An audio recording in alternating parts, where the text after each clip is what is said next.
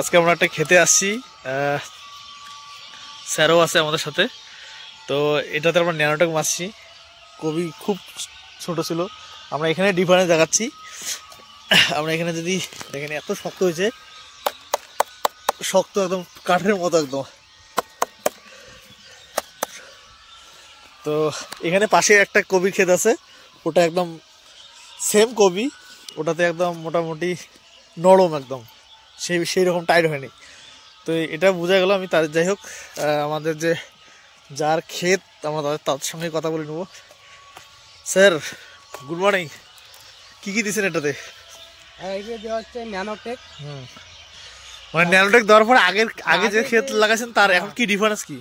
আগের থেকে কবিটা একটু ওয়েট ভালো হয়ে গেছে, তারপরে শক্ত সেই এখন, মানে বোঝা যায় না যে এত ওজন।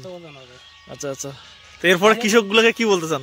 হ্যাঁ, এরপরে কৃষকগুলোকে বলতে চাই যে আগামীতে ন্যানোটেক বেটিসি যে কোম্পানির মালগুলো আছে এগুলা প্রয়োগ করো, তাহলে দেখবেন অনেক উপকার হবে।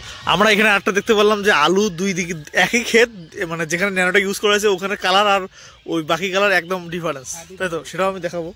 তো এখানে আমাদের স্যারও আছে, স্যারের কাছে আমরা শুনবো। Good morning sir. Good morning, good morning. আমরা আজকে আমাদের ভেস্টিজের যে প্রোডাক্টগুলো দেওয়া হয়েছিল সেই ক্ষেতে আমরা আসছি। তো আজকে আমি বাঁধাকপির ক্ষেত দেখে, বাঁধাকপিগুলো দেখে খুব ভালো লাগলো যে একটা করে বাঁধাকপি, যার সাইজ এত ছোট কিন্তু ওয়েট প্রায় 1 কেজি 1.5 কেজি করে এক একটা করে ওয়েট দেখলে বোঝা যাবে না। আমরা বাজারে যেগুলো কিনি বাঁধাকপি সেগুলো ফাঁপা হয়, আর এটা কিন্তু খুব টাইট, মানে আপনি 1 ইঞ্চিও আপনি দাবাতে পারবেন না। আর পাশে ওই আমাদের আলু ক্ষেত রয়েছে, এক দাদা একটু ডেমো করেছে কিছুটা জায়গায়, দেখাচ্ছি সেটা। আলু ক্ষেতটা দেখেন। এবং এখানে এই ক্ষেতটার মধ্যে দেখতেই পাচ্ছেন, এই যে এখানে 5টা একটা ময়ূর মতো, আর এইদিকে সেম এই ক্ষেতটা দেখেন, আর এই ক্ষেতটা দেখেন, মানে এটার থেকে এটা একই ক্ষেত, কিন্তু এখানে শুধু ন্যানোটেক ইউজ করা হয়েছে, বাকি প্রোডাক্ট ইউজ করা হয়েছে, বাকিটাতে ইউজ করা নেই।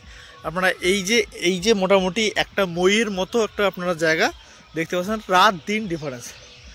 তো ভেস্টিজের প্রোডাক্ট প্রচুর রেজাল্ট, আপনারা সবাই ইউজ করেন। Thank you so much and use you